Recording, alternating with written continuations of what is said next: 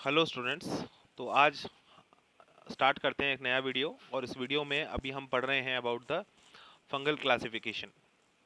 तो kingdom fungi को हम दो मेजर ग्रुप्स में डिवाइड कर सकते हैं, फाइकोमाइसिटिस एंड यूमाइकोटा।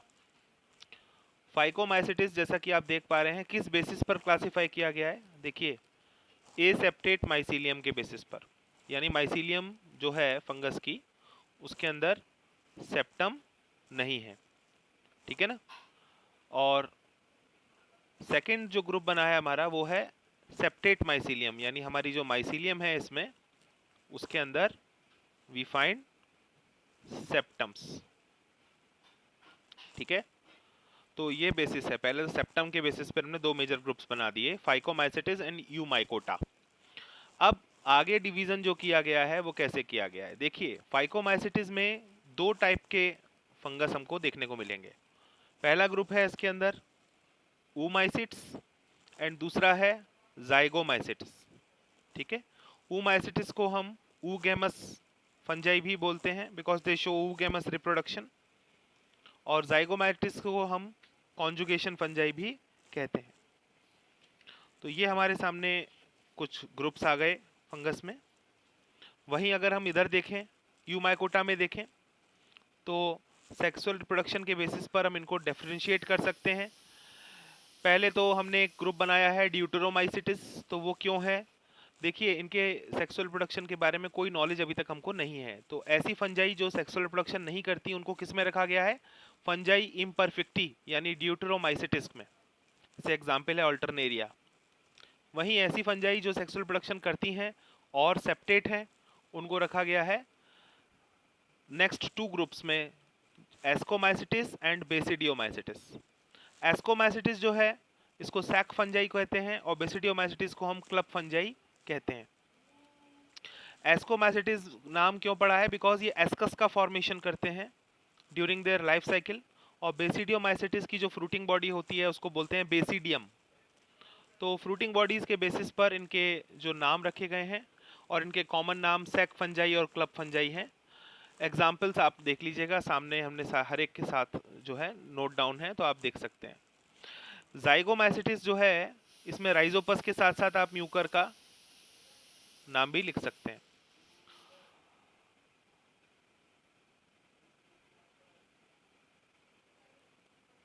सबसे पहले हम फाइकोमाइसिटिस के बारे में पढ़ लेते हैं, जो पहला ग्रुप था। आपको सबको पता ही है कि ये जो फाइकोमाइसिटिस है इसमें जो माइसीलियम होती है वो एसेप्टेट होती है। एसेप्टेट का मतलब आप सबको क्लियर है, और सिनोसिटिक कंडीशन भी आप सब जानते हैं, मैंने पहले इससे पहले आपको बता रखा है। जो फाइकोमाइसिटिस के मेंबर्स हैं वो कहाँ कहाँ पाए जाते हैं, देखिए वो एक्वेटिक हैबिटेट्स में पाए जाते हैं। जैसे जो ऊमाइसिटिस है जो फाइकोमाइसिटिस के अंदर ही आता है ग्रुप, वो कहाँ पाए जाते हैं, एक्वेटिक हैबिटेट्स में। इसके अलावा डिकेइंग वुड पर पाए जा सकते हैं, मॉइस्ट और डैम्प प्लेसेस पर पाए जा सकते हैं, या पैरासाइट्स के तौर पर पाए जा सकते हैं प्लांट्स पर। ऑब्लिगेट पैरासाइट्स का मतलब होता है कि जिनको केवल पैरासिटिक मोड ही आता है, they can not survive without parasitism, so they are totally dependent on other host for their life. Such kind of organisms are called as obligate parasites. Asexual reproduction in case of phycomycetes, how does it takes place? It takes place by the formation of zoospores, and these zoospores are motile, ठीक है ना। और it can take place by formation of aplanospores which are non motile। तो नाम से समझ में आ रहा होगा zoospores, और zoospores मतलब they can move, okay, so these kind of spores can move and so they are motile spores, whereas aplanospores cannot move, ठीक है। तो इस तरह से इनके ये नाम पड़े हुए हैं स्पोर्स के। जू स्पोर्स का स्ट्रक्चर आप सिंपल ऐसे बना दीजिए और आप दो फ्लैजिला बना दीजिए, दिखा दीजिए। तो this is a kind of a जू स्पोर, ओके। और ए प्लेनोस्पोर अगर आप बनाएंगे तो ए प्लेनोस्पोर में आप बस फ्लैजिला मत बनाइएगा।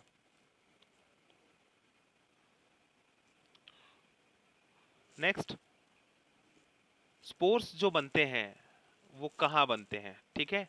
चाहे जूस्पोर हो या ए प्लेनोस्पोर्स हो, ये सब के सब अंदर बनते हैं एंडोजीनसली, अंदर किसके, स्पोरेंजियम के। तो यानी एक फ्रूटिंग बॉडी होती है जिसको हम स्पोरेंजियम बोलते हैं, और उसके अंदर स्पोर्स का फॉर्मेशन, देखिए ये ज़ूस्पोर्स हैं, ये बन रहे हैं।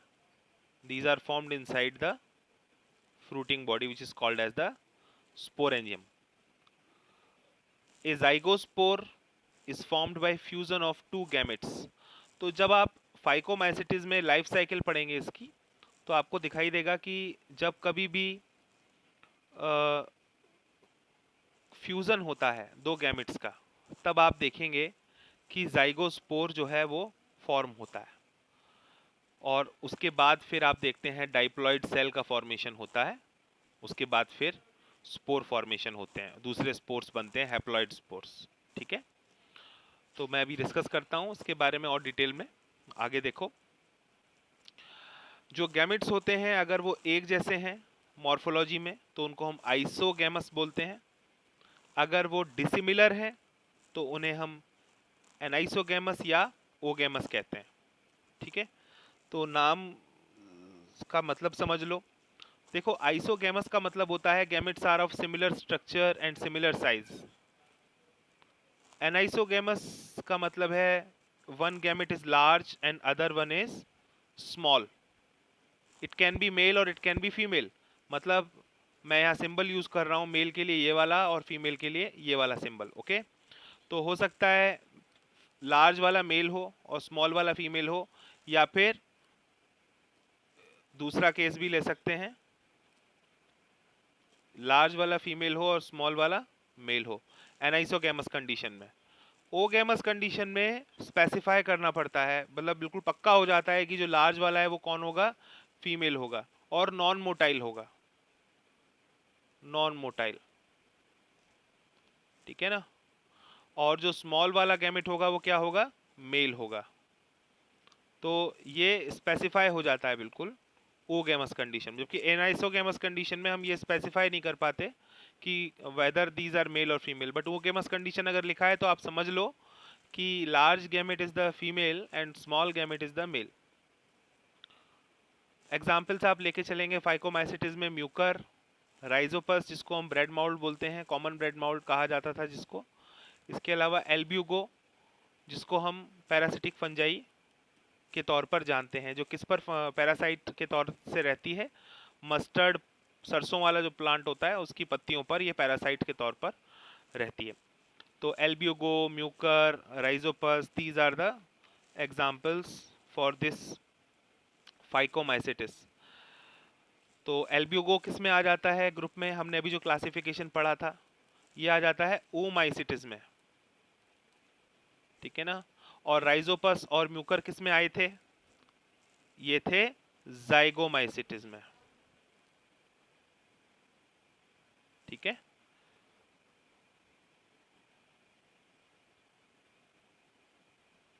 देख लेते हैं लाइफ साइकिल ऑफ फाइकोमाइसिटिस। तो फाइकोमाइसिटिस में यहाँ पर हम एग्जाम्पल लेके चल रहे हैं राइजोपस का। तो उस केस में क्या होगा, किस तरह से रिप्रोडक्शन करेगा। ठीक है ना, तो सपोज देखिए आपने राइजोपस का स्ट्रक्चर सभी को ध्यान होगा। तो राइजोपस की ये जो माइसीलियम है ये ब्रेड के सरफेस पर फैली हुई हैं। ठीक है ना, और इसमें हम ये देख पा रहे हैं कि अगर ये माइसीलियम एसेक्सुअली रिप्रोड्यूस कर रही हैं तो कैसे देखो रिप्रोड्यूस कर रही हैं। यहाँ पर आप देख रहे हो स्पोरेंजिया, स्पोरेंजिया के अंदर से स्पोर्स फॉर्म होते हैं। ठीक है ना, और फिर ये स्पोर्स अगर सरफेस पर गिर जाते हैं तो दोबारा से माइसीलियम डेवलप हो सकती है। तो ये तो एसेक्सुअल रिप्रोडक्शन है। ठीक है, लेकिन अगर सेक्सुअल रिप्रोडक्शन होगा तो वो कैसे होगा। अब आप यहाँ पर देख रहे हो दो डिफरेंट मेटिंग स्ट्रेन्स है ना। दो डिफरेंट मेटिंग स्ट्रेन्स का मतलब दोनों जो कंपैटिबल हैं आपस में। कंपैटिबल होने का मतलब दोनों अलग अलग जीनोटाइप के हैं, एक पॉजिटिव एक नेगेटिव। ठीक है ना, इस तरह से हमने ले लिया है। तो यहाँ पर हमको दिखाया गया है, देखिए ये दो माइसीलियम आ गई हैं पास में, और अब यहाँ पर कोपुलेशन हो सकता है, मीटिंग हो सकती है। और इसमें आप देखेंगे एक पॉजिटिव है और एक नेगेटिव है, मतलब ये कंपेटिबल है। उसके बाद आप यहाँ देख रहे हो क्या हो रहा है, यहाँ पर गैमेटेंगिया का फॉर्मेशन हो रहा है। इट मीन्स जो इनके हाइफे हैं ये आपस में एक दूसरे के निकट आ जाते हैं, क्लोज आ जाते हैं, and they come in contact with each other and they form gametangia. It means जो ये जो हाइफे है ये अब गैमेट की तरह बिहेव कर रही है और ये गैमेट्स जो हैं आपस में फ्यूज हो रहे हैं. Now we see the fusion of gametes and what is formed? Zygote. In the next stage we see that the thick wall is developed on the zygote and now it is called as zygospore. तो zygospore में आप देखते हो कि thick wall आ जाती है. उसके बाद फिर आप देखते हैं जर्मिनेशन का प्रोसेस स्टार्ट होता है. किसका? ये जो यहाँ पर आप देख रहे हो जाइगोस्पोर से स्पोरेंजियम का डेवलपमेंट हुआ है. ठीक है ना. तो उसको यहाँ पर आप ब्रेड के सरफेस पर होते हुए देख रहे हो. अब यहाँ पर ये देखिए, तो जाइगोस्पोर के ऊपर जो स्पोरेंजियम है उसके अंदर क्या है? स्पोर्स हैं. और ये स्पोर्स जब बाहर रिलीज होंगे तो दोबारा से नए माइसीलियम को फॉर्म करने का काम करेंगे. तो इस तरह से आप देख रहे हैं कि यहाँ पर जो फाइकोमाइसिटिस है उसका राइजोपस का एग्जाम्पल आपने ले लिया. किस तरह से वो एसेक्सुअली और सेक्सुअली रिप्रोड्यूस करती है. एसेक्सुअल तो बहुत सिंपल था. जो स्पोर्स हैं वो इंडिविजुअल हाइफे पर ऑटोमेटिकली फॉर्म हो रहे हैं फ्रूटिंग बॉडीज में and then these are germinating and forming a new mycelium, whereas in sexual reproduction we see two different mating strains. They come close to each other with the help of their hyphae and then they start formation of gametangia and then zygote is formed and then zygospore is formed. Finally we see the formation of new spores in the sporangium which are formed ultimately by the fusion of the two mycelium and then new mycelium can be generated when these spores fall on the surface of the bread or on any other organic food or something like that. Okay. तो इस तरह से हम देखते हैं reproduction phycomycetes में.